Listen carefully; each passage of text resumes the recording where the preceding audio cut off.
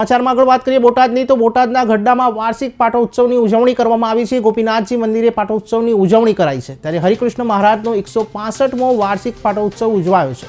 ભગવાનને અભિષેક કરવામાં આવ્યો, ત્યારે મોટી સંખ્યામાં ભક્તોએ અભિષેકના દર્શનનો લાભ લીધો। ઉપલેટાથી દર્શન કરવા આવ્યા છે ગઢડા આજે પાટોત્સવ નિમિત્તે, અને અમે વર્ષોથી અમારા જો કે પૂર્વજો છે એ પણ સ્વામિનારાયણ ભગવાનના વંશજ જ છે, એટલે અમે વર્ષોથી ગઢડાને માનીએ છીએ અને અહીંયા આવ્યા છીએ દર્શન કરવાના। આજ પાટોત્સવ અમે પહેલા સારંગપુરથી ભક્ત ચિંતામણી પારાયણ માટે આવ્યા હતા અને ત્યાંથી અમે અહીંયા પાટોત્સવના દર્શન કરવા માટે આવ્યા છીએ।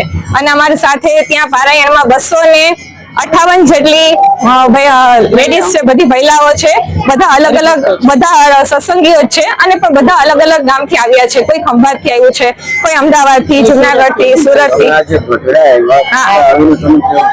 બહુ જ સારું, કારણ કે ગઢડામાં મહારાજ છે જ્યારે એને દેહ મૂક્યો હતો, અને એ મહારાજે કીધું હતું કે હું નથી પણ મારું જે અંશ છે તમે એ ગોપીનાથજીમાં સમાયેલું છે, એટલે એના દર્શન કરો તો તમે મારા દર્શન કર્યા બરાબર છે।